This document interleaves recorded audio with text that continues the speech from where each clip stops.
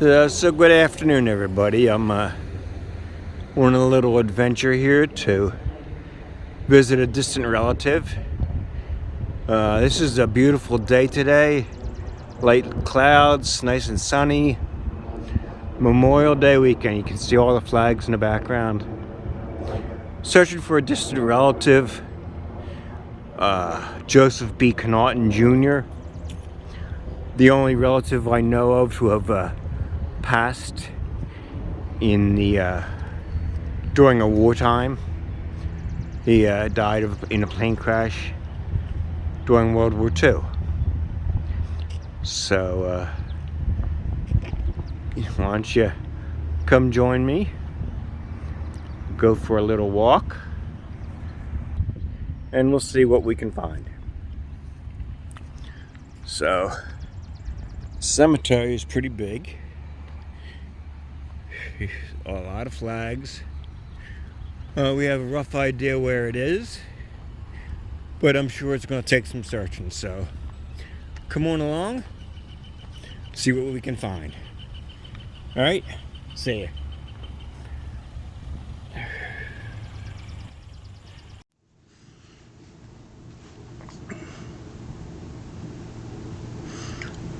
Well, it took us a little doing, but we finally found it. This is a gravesite of Joseph B. Connaughton Jr. and his mother and father as well. Joe is the only relative I know of to have passed away during wartime. Being Memorial Day weekend, we thought we'd come pay tribute to him. He was a pilot of a B-24 Liberator, flying out of Mindanao or Murata Field in the Philippines.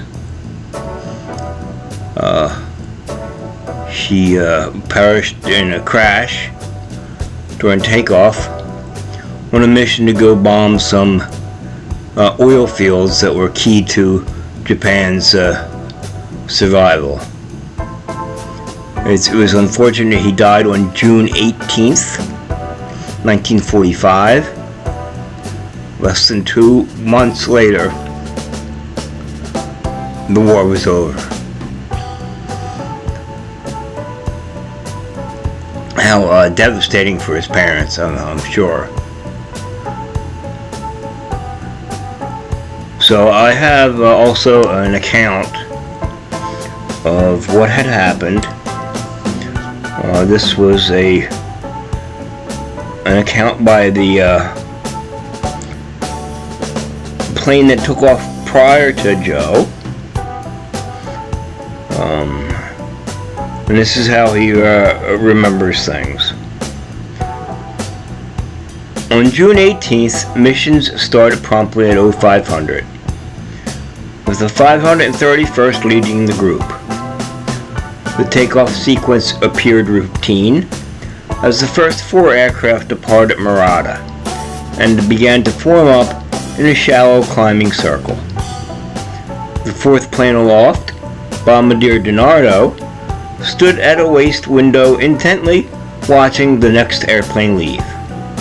Everything appeared normal as it gained speed and cleared the runway, but then something terribly went wrong, and it settled back to Earth, dragging its twin rudders across the gravel road.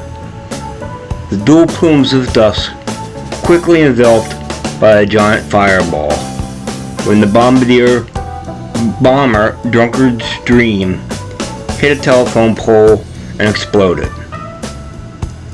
First Lieutenant Joe Connaughton and his 11-man crew died in a flash, instantly consumed by 3,100 gallons of gasoline and 52 100-pound fragmentation bombs. The broken telephone pole, still dangled by their wires, stood as a mute witness to the dreadful scene. Takeoffs did continue with little interruption, for the crash had not obstructed the runway. By the time fire and rescue vehicles reached the crash site, little remained. Shredded metal, the engines, and a broken landing gear were all that were found. The grisly task of searching for the bodies proved difficult, and in the end, they could only bury parts of 8 bodies the next day. 5 days later, a gunner from the 129th Squadron found the nose turret from Durnkards Dream, lying in some tall grass quite a distance from the crash site. It contained the body of the gunner. The complete mess was buried without trying to extract the badly decomposed airman. And like I said, Joe is buried here along with his mother and his father. Joe perished during the war, but his father was also a serviceman. He served in World War I and spent time in France. He had a brother, John. John and Joe both served in France together. And they both made it through their war years. Joe Sr. died in 1974, so he spent quite a while grieving the loss of his son. So at the end of this video here, I'm adding this pictures of the plane. This is 2 versions of the nose art Durnkards Dream.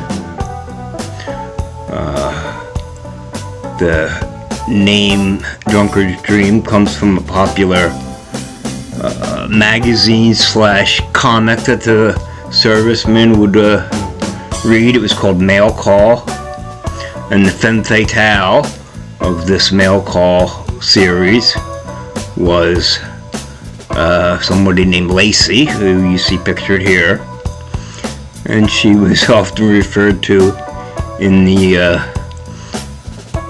series as the Durnkards Dream. I'm also going to include a picture of Joe Connaughton.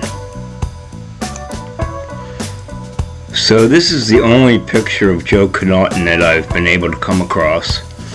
This was photographed by Anthony DiNardo, who was the person that gave us the account of the crash.